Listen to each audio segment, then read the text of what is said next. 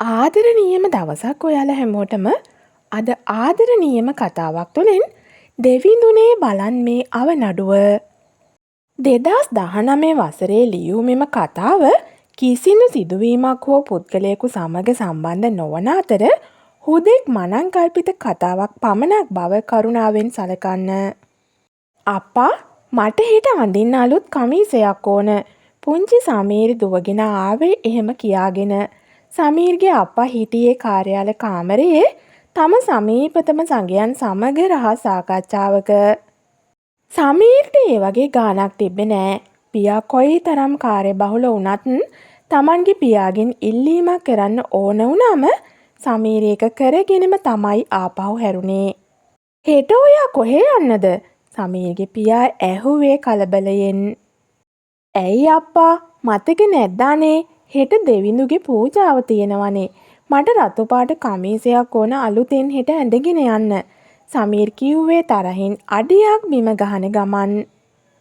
සමීර්, හෙට කොහෙවත් යන්නේ නෑ. හෙට ගෙදරින් එළියට බැස්සොත් බලාගෙනයි. පියාගේ කතාවට නම් සමීර්ට දැනුනේ පුදුමයක්. ඒ ඇයි අප්පා ඒ? මගේ යාළුවෝ සේරම හෙට එනවා ගඟ ළඟ පූජාවට. ඇයි මට යන්න එපා කියන්නේ? සමීර් ඇහුවේ පුදුමයෙන්. කතා වැඩක් නෑ. හෙට ඔයා කොහෙවත් යන්නේ නෑ. එච්චරයි. එහෙම කියපු සමීර්ගේ පියා එතනින් නැගිටලා එළියට ගියා. පියාගේ වචනයකට පිටින් කවදාවත් හිතුවක්කාර වැඩක් නොකරන සමීර් එතනින් එහාට ඒ ගැන තර්ක විතර්ක කරන්න ගියේ නෑ. ඉන්දීය දේශ සීමාවට ආසන්නයේ පිහිටි ගමක තමයි සමීර් ජීවත් වුණේ. ස්වභාව සෞන්දර්ය පෙරි මේ ගම්මානය තුළ විවිධ තරාතිරමේ මිනිසුන් ජීවත් වුණා. ඉහළම වෘත්තියේ සිට එදිනෙදා කුලියක් කරමින් ජීවිකාව ගෙන ගිය පවුල්ද මේ ගම තුළ සිටියා. ආදි කාලයේ සිටම ගමේ පාලනය සිදු කරේ ගම්පතියා ලෙසින් හැඳින් වූ පුද්ගලයෙකු විසින් වන අතර ඔහුගේ සහායට තවත් 9 දෙනෙකුගෙන් සැදුම්ලත් කණ්ඩායමක් සිටියා. කුඩා සමීර්ගේ පියාද ගම්පතියාගේ සහායක කණ්ඩායමේ සමාජිකයෙකු වුණා. පසුදින හිරු නැගෙන හෝරාවේදීම ගඟ ළඟට එක් රැස් වූ පිරිස දෙවිඳුන්ගේ පූජාව ආරම්භ කළේ ඉතාමත් බැතිබර සිතින්. දවස් ගණනක සිට ඒ පූජාව සඳහාම පේවෙමින් මස් මාංශ අනුභව නොකළ මේ පිරිස පූජාව වෙනුවෙන් කැපවී මහන්සි වුණේ වසරකට වරක් තම ගමේ සියලුම දෙනා එකට එකතු වී කරන එකම පූජාව මෙය වූ නිසාමයි. සැමගේම සිත් සතුටින් පිරී තිබුණා. කොටසක් ගඟ මැදත් තව කොටසක් ගම් ඉවුරේත් සිටිමින් පූජාව ආරම්භ කළේ සැමගේම හඬින් ස්තෝත්‍ර ගායනයේද සමගිනුයි.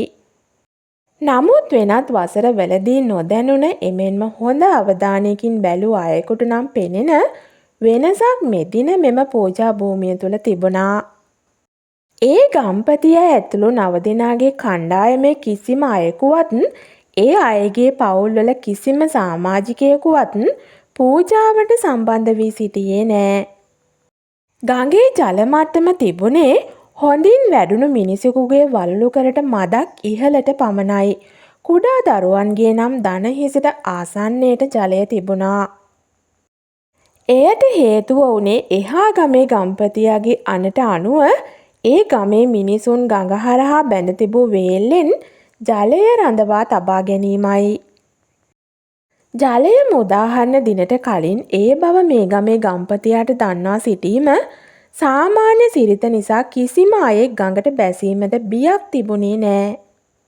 පූජාව ආරම්භ වී පැයක් පමණ ගතවන විට ගඟේ ජල මට්ටම එකවරම වැඩි වෙන්නට ගත්තේ රැස්ව සිටි සියල්ලන්ම පුදුමයට පත් කරමින්. ගඟ මැද සිටි වැඩිහිටියන් හනි හනිකට ගොඩට යන්නට උත්සාහ කරා. කුඩා දරුවන් බියෙන් හඬා වැටුණා. ගම් ඉවුරේ සිටි හැඩි දැඩි පිරිමින් ජලයට පැන හැකි අයුරින් දරුවන් බේරා ගැනීමට කටයුතු කරා. නමුත් අවාසනාව මේ ගම්මානයේ පුරාම පැතිරී තිබුණා. ක්ෂණිකව සිදු වූ මෙම ක්‍රියාව නිසා කලබල වීමත් නිසි තීරණ ගැනීමට වූ ප්‍රමාදයක් නිසා මියගිය පිරිස 100කට ආසන්න වුණා. ඒ අතර කුඩා දරුවන් වැඩි පිරිසක් සිටියා. ඇහි පිය ගසන සැනින් මුළු ගමම මළගයක් බවට පත් වුණා.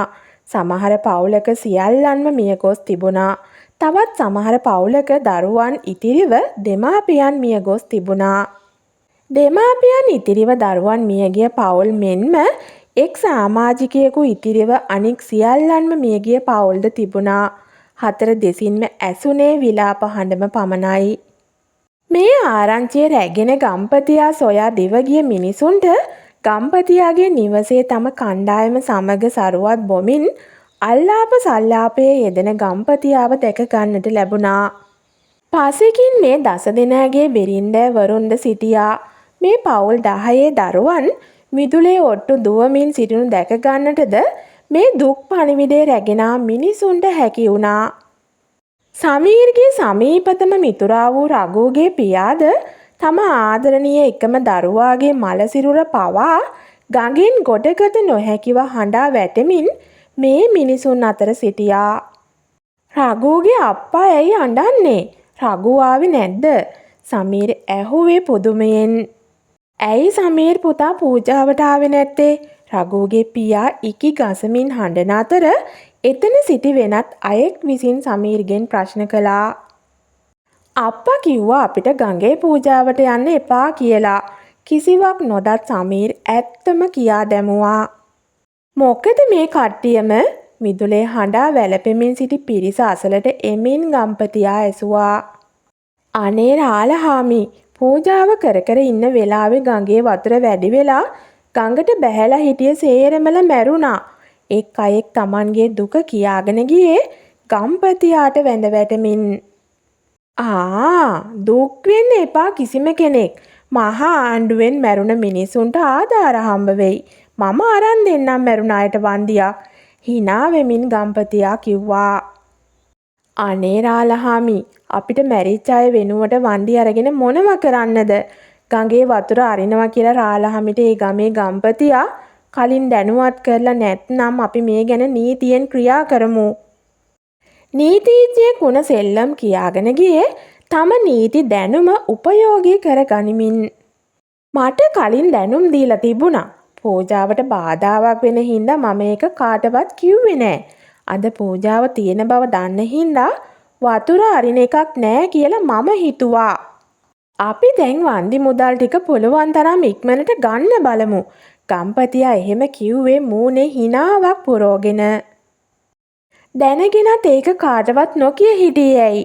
ආවේගශීලී තරුණයෙකු වුණු විශාල් හයියෙන් ඇහුවේ ගම්පතියා දෙසට දෑත දිගු කරමින්. එහෙම කිව්වා කියලා වැඩක් නෑනේ. මැරිච්ච උන් මැරුණා. ඒ උන්ගේ කරුමේ. උන්ට හම්බෙන වන්දි සල්ලි වලින් උඹලා දියුණු වෙයල්ලා. හැංගීම් දැනීම් නැති යන්ත්‍රයක් වගේ ගම්පතියා කියවන් ගියේ සිනාසෙමිනුයි. අනේ දෙවිඳුනේ, ඔබ වහන්සේම මේ අවනඩුව බලා ගන්න ඕන. මේ අහිංසක අපිට වෙන කියන්න කෙනෙක් නෑ. අපිට සල්ලි කීයක් හම්බ වුණත් වැඩක්ද අපේ දරු පැටව් ටික මැරිලා. මේ අපරාධය කරපු උන්ටයි මේක දැනගෙන හිටපු උන්ටයි ඔබ වහන්සේ දඬුවම් කරන්න. තුල්සි අහසට අත් දෙක දික් කරලා එහෙම කිව්වා.